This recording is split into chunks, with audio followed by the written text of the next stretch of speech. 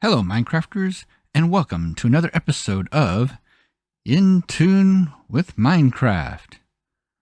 Today we start in our creative test world to look at the various ore blocks in Minecraft. This chart here shows a visual representation of the ores, including the rare veins of copper and iron. There are a total of 11 ore blocks, 3 of which are found in the Nether Dimension, which we will discuss in greater detail in a future episode. But here is a brief overview of some key statistics regarding these ores. These signs show the best depth to find these ores, what type of pickaxe or better is required, and when you will actually earn the XP from them. In the picture frames are the actual drop from mining these blocks, though a number of them drop more than one item under normal circumstances. For example, coal will drop 1, copper 2 to 5, lapis lazuli 4 to 9, iron 1, redstone 4 to 5, gold 1, diamond 1, emerald 1, nether quartz 1, nether gold 2 to 6 nuggets, and finally ancient debris 1, which just drops itself. Note that most of these ores can drop more than 1, except for ancient debris, if you have the fortune enchantment on your pickaxe. All other information can be found on the Minecraft wiki, which has a great chart that can be found on the ore page. See the link in the description. And now we jump into a temporary creative world to look at how these ores may be distributed when other blocks are removed. As you can see, we've carved out a very big pit here out of an entire chunk, removing every block other than the ore blocks. And as you can see, as we get past the dirt layer here, we start seeing coal and copper. We get a little further down and we'll start seeing evidence of iron. Now, iron could be higher up. It's just that in this particular cross-section, this is all we're seeing. Further down we go. We start seeing some larger chunks of the same ores until we get down here where now we start seeing lapis lazuli, some gold, and then we get down here a little further into the area where deep slate starts entering into the picture, up to Y8, I believe. And we'll start seeing a little mix of the deep slate variant plus the regular variant in each vein. And again, redstone mixed there, and so on. And it's not until we get down here to Y-2 that we finally see some diamond, even though it can go up to Y15. And then as we get further down, we'll find exclusively deep slate variants, and of course the highest area to find diamond ore, which is down here near bedrock. So why are we talking about ores now? Because today's episode involves going underground and the search for early game materials to kickstart us towards our search for a new base. So let's get to it. Unfortunately, this was the wrong wall to place all these things, but that's fine. We will manage it. So what we want to do next is we're going to go ahead and start our mine. It's going to be a bit awkward. Let's remove this bed. All right, so the bed will go over here. And as you can see, we now have some cooked mutton to work with, which is much better food than those apples. Let's go see how the wheat's doing over there. And wow, we got 4 seeds out of that one, so excellent. So now to prepare for our underground excursion, we're going to make ourselves some more sticks here. Get myself a full stack of sticks. And now what we're going to do is we're going to make ladders. Let's go ahead and make ourselves some ladders. We'll have these on hand in case of an emergency. And with these new deep caves, all the more reason to have something with you to scale around. In fact, I'm even going to keep an extra stack of dirt with me because we might well go through it. Likewise, let's go ahead and make some more sticks here. And let's make ourselves some more stone tools. Oh, wait a minute. We're out of stone. I guess we're just going to have to wait and start digging first. So let's go ahead and do that now. What we're going to do, let's try it from right here. So this is more or less a stair-stepping method where we're just going to keep digging one block at a time and allowing ourselves then to hop up all the way up to the top here. But we can actually add literal stairs here, just like we were using for the roof, to allow us to come up here more smoothly without taking extra hunger hit and so forth. Right now, we're just trying to get down here and get some resources. Now that I'm a bit further down below the grass layer, I'm going to raise that roof a little bit more. We're going to need to do that anyways, I have a feeling, if we add stairs, which we're probably not going to do. This is really just a starter house. Now we're starting to get below the dirt level, and we're getting into andesite here, which is a pretty nice block, but it looks a lot like stone, and it can easily confuse people. And now, a word from our sponsor. For this weekend only, the Hard Rock Emporium will be holding a half-off sale on slabs for all stone variants. That's right, 2 slabs for the price of 1 full block. But you do want to be careful and aware at all times for the threat of breaking into a cave and how you're going to deal with that. This is where the subtitles can come in handy, because you can get clues if there's any monsters making noise nearby and which direction they're coming from. It's not perfect. It can be hard sometimes to tell even then. But this is a bit safer, because the first 2 rules of Minecraft, as the wooden pickaxe breaks. We're going to go ahead and bring our stone pickaxe into action here. First rule of Minecraft, never dig straight down. Like right here, if I were to dig straight down and there was nothing there, I could fall a long way into a very bad situation. So never dig straight down, because that could be very dangerous. In this case, I would have been okay, but don't count on it. And if you end up dropping into lava, that could be a really big problem. Normally, if you die, you can get your stuff back, but when it's lava, you can pretty much forget about it. And so now we've found ourselves some lapis lazuli. So the good news is we have a stone pickaxe, because it has to be at least a stone pickaxe or better to mine this. If we had been using that wood pickaxe on this, we would have destroyed the block and got nothing. So let's go ahead and harvest it. Lapis lazuli is a real special material. It can be used by default to make blue dye, which then you can use to apply it to anything that can be dyed and give yourself, a blue color. So this is technically our first access to dye in the world, barring grabbing any flowers and making dye from those. It's also a key ingredient in enchanting, and so we definitely want that. And out of that, we got ourselves 39 pieces of lapis, so very nice. Also note that certain things, like the lapis and the things that we had smelted, can net you some experience. In the case of things you're taking out of the furnace, you get it when you take it out of the furnace. Killing monsters gets you experience. There's a number of different things that will do that.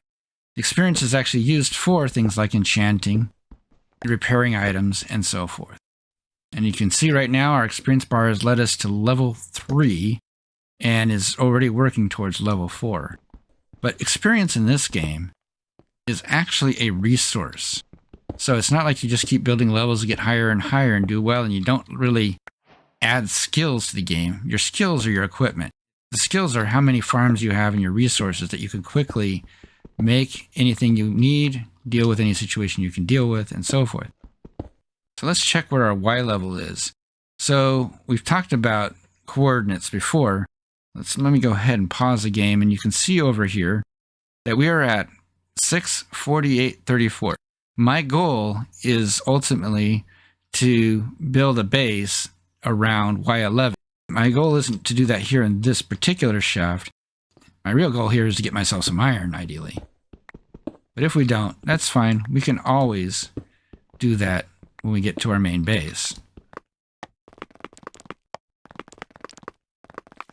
Uh-oh. I hear some water flowing, so we're getting close to a potential cave area. Got to be a little bit more cautious here. And note that even though the rules have changed on mob spawning and you only need a light level of 0 to spawn mobs, it's still handy to have light to just see where you're going and what you're doing. So for now, I'm going to keep using the old faithful process here. It's probably a bit wasteful, and hello, we have an abandoned mineshaft. Because we're seeing a wood plank here, that tells us we've got a mineshaft. So this is actually quite a big find, but also a very dangerous one typically. And there you can see there's some minecart tracks right there. We've got to watch out that there aren't creepers or something walking around here that we can't hear. Let's go ahead and place a torch right there. Get our sword or axe, better yet, ready. This is actually really good because we might be able to get some resources really easy. And there is a chest right off the bat. I'm actually going to go ahead and block this off, just to block any threats that might come through there. But one nice thing about these tracks too is mobs don't like to cross them. That gives us a little more of an advantage. And be a little conservative. It looks like we're cutting through a cave here. What's that smell? It wasn't me. Oh, I suppose it was that elephant under your chair. There's an elephant under my chair? Oh, never mind. Oh, that's iron. I think we got a cave spider spawner over there. Maybe. Yeah, when you see a lot of those cobwebs, be very cautious. Cave spiders are no joke. They can do a lot of damage when they poison you. We got another minecart with chest over here. Alright, let's see what we got. Hey, golden apple. Right away. We can grab some torches, and there's some iron. That also gives us that advancement. Acquire hardware, we even get some bread for some food. We'll go ahead and take the rails too. In fact, we'll just take the whole thing. There we go. And we can even take this rail for good measure. I'm going to use the sword to hit this cobweb because that'll actually allow you to break it and turn it into string. That's a good find right there. And we're going to get our first coal. Now, coal can be typically found in veins of fairly large chunks. Keep in mind, ore generation has changed here in 1.18, so it's going to be a bit of a new experience dealing with all this compared to what one might know from playing this game for years like I have, off and on. Oh, I hear a spider. It could be from that spawner. But I think that was over there. So it might be a regular spider. It might be another spawner. I don't know, but let's light that up a bit. Let's see what we got in this chest. Oh yes, we've got ourselves glowberries. In 1.17, these were introduced, but this was the only place you could find them, was here in a chest in Odin Abandoned Mineshaft. We've also got ourselves some gold ingots. And we even got ourselves some redstone dust, which is our power source in Minecraft. Some activator rails as well. We won't have room to grab that minecart. Minecarts take up an entire inventory slot, so we're going to have to take this stuff back first. So this was a big boon to find a mineshaft. Very good. And we even found some chests right away, which is unusual. If we look outside, we can see it's nighttime, so let's go ahead and go to sleep. What we do have is enough iron ingots here to make ourselves a bucket. Now, I like to carry 2 buckets around with me, but one is very important in the meantime. A name tag. That also allows us to name tag anything, animals, mobs, what have you, and it actually makes them persistent on top of giving them a name. This, of course, is one of the best things in the game, but we're going to save that for future use. And I want to make some torches with that remaining charcoal. Hopefully we'll never have to make charcoal again, but the option is always there. Let's go check that farm and get ourselves some water. Okay, so the farm's not ready right now. And depending on the depth of the water, you can actually take some. Oh, you know what? I think this is a Dripstone Cave. It is! We've got a Dripstone Cave down here. The only problem is, drown can spawn in those Dripstone Caves, so we want to be careful not to stir up their attention, especially if one ends up spawning with a trident. That would not be good. Well, in light of this boon, we're going to make a new farm up here. That means this tree is going to have to go. So I'd much rather have a farm that's right here by my base. We interrupt this video for a Minecraft newsflash. There's been a recent increase in witch sightings over the last few days throughout the land. Everyone is advised to stay clear of swamps, black cats, and high-pitched giggles. It is also advised to stock up on buckets of milk, just in case. This news break is brought to you by Danny's Dairy Farm, milking it for every last drop. So let's see, where do we want to do this? Let's do this right here. We're going to place our bucket of water right there. And we're going to skip this block and put it here. What this does is it's taking advantage of a mechanic in Minecraft that causes infinite water, If I take this water here, I get it back, and that water is actually missing. Therefore, everything's flowing from this one single block here in the middle. I put it back, and now we've got a water source here, here, and technically here flowing down. But if I were to grab that water source, well, now we lose that. However, if I've got 3 sources like this, and I grab from the middle one, these 2 sources are adjacent to that space, will actually create an infinite water source. So again, I'll skip 2, grab something from back here, and basically fill it out. Now we've got infinite steady water.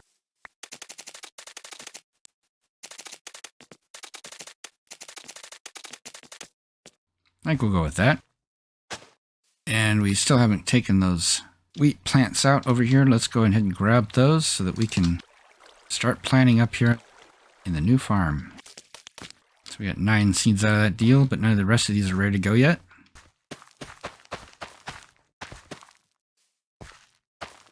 And with that, we can come back here and see that we've got 3 wheat. 3 wheat is enough to get us a piece of bread. And again, you can put these horizontally in any of these slots. It won't work vertically, won't work diagonally. It's got to be horizontal. And that gives us a 4th piece of bread. So now we're a little better fed going forward, but we're going to need this farm to really get going to get us ready to take our trip and find our ultimate home. The good news, however, is now that we've gone and done some mining and we've got ourselves some cobblestone, we can now make some additional tools because this stone pickaxe, it's almost gone. One thing I do like to do in this early stage of the game with these tools that don't last long, like the stone pickaxes, I like to make a bunch of them. And because our shovels are getting worn down a bit, I think we're going to also do that as well. What we don't want to do is go back to wooden tools or wooden weapons. Now, iron ingot, this gets interesting. We really need to make ourselves an iron pickaxe, and I should have reserved it, but we know that there's some ore down there, so I think we're okay. We'll just have to get that ore here as we go back down again. Note that the hunger bar now is actually starting to bounce, but it would be inefficient for me to eat right now because this mutton can satisfy 3 points on the hunger bar. So now we should have enough space to grab this. And let's get this iron ore. Oh, that's not good.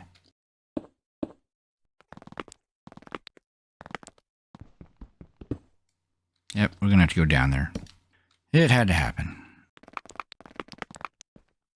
Ah, the Dripstone Caves are over here too. Got some more iron. Let's go ahead and grab that. For me, the ideal is to get at least 8 of this so that we can stick it in the furnace for full value of a coal or charcoal. And we're at 8 right now. Raw iron. Perfect. Okay. We got to watch out because we could possibly have cave spiders in the neighborhood. We don't want that. We do want some string. We're even going to take some of this dripstone. Dripstone is an interesting material. If it has water above, it can actually drip through one of these dripstone pieces and form stalactites and stalagmites, and it actually meet together in the middle, if all is good. This one here doesn't appear to have any water above it, so it probably will not expand.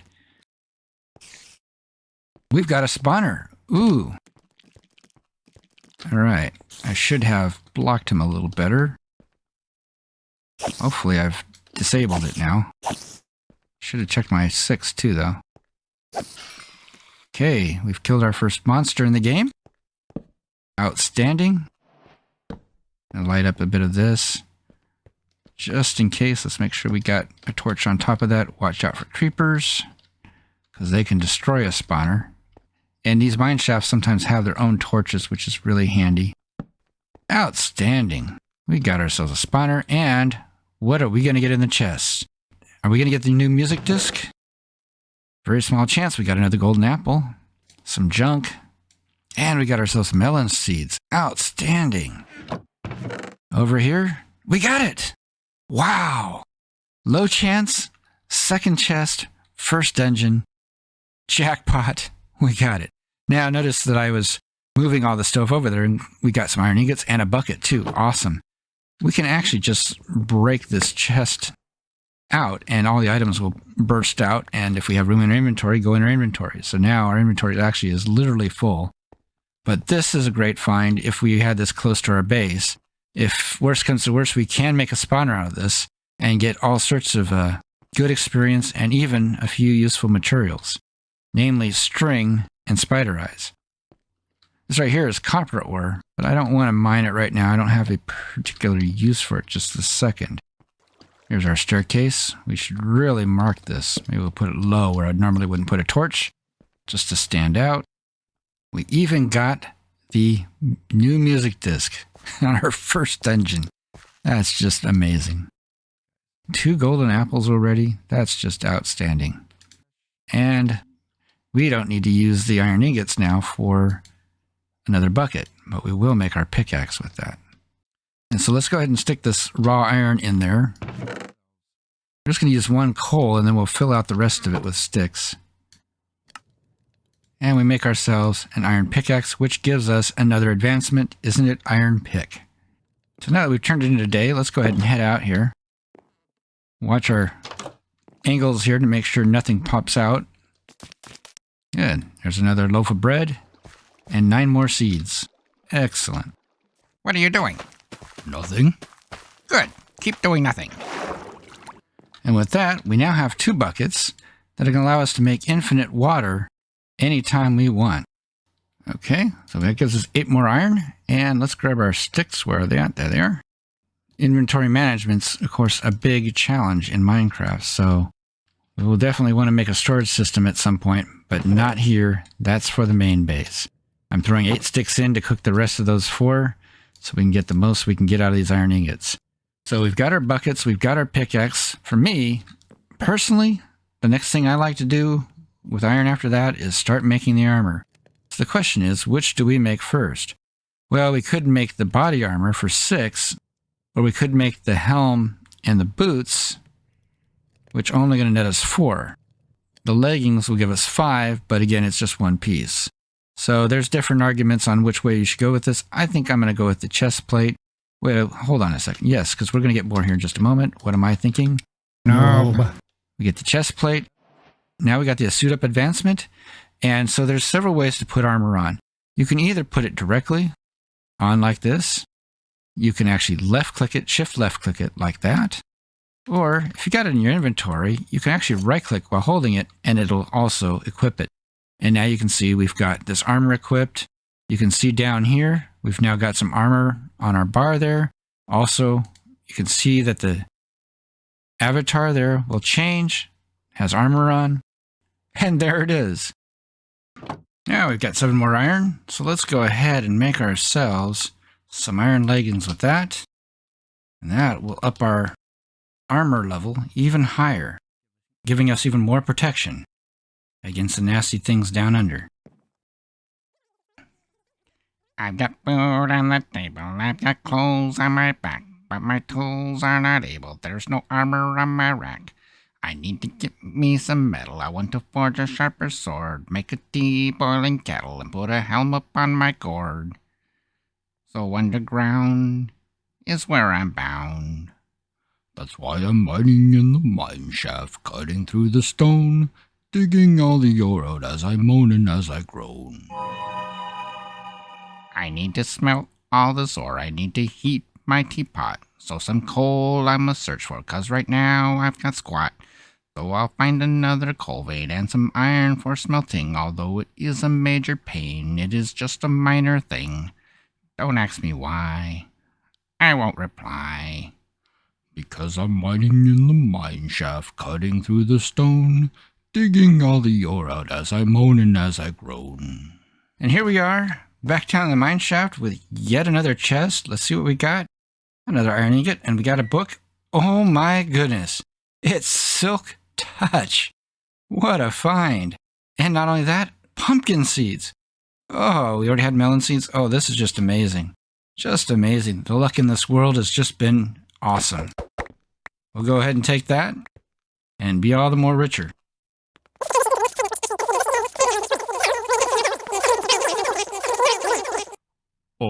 Boss? What do we do? Does this mean we get a few days off with pay until you figure it out? No, I think we can figure something out. Seems we have some technical difficulties. Perhaps a recap is in order. Aside from further mining, we were also paid our first visit from a wandering trader. A wandering trader is a purveyor of numerous different goods for sale, though only 6 items are available for a given trader and are in limited supply. Unfortunately, the trader only accepts emeralds as payment, which we do not currently have, so no trading occurred on that day. The wandering trader is always accompanied by several llamas towed by leads, making the trader a popular source of leads if you manage to separate them from the owner. I prefer to do this in a peaceful manner, using a boat to capture the llamas, which automatically breaks the leads, allowing the player to collect them. However, in this instance, I decided to also tame the llamas for myself, which required moving them from the boat. Unfortunately, my aim was not so good, and one of the llamas did not survive. I did tame the other one, however, and put a chest on him, so he'll be handy when we move to our new location. And in the meantime, the farm's been finished, and the chest has been prepared. We've now got some food. Not a lot, but something to start with. Eventually, we're going to put some armor in here as well as some other details. Just really good stuff for whenever you die and have nothing in your possession. You can stock yourself up nice and early here. Eventually, we're going to make ourselves a minecart track to our home base.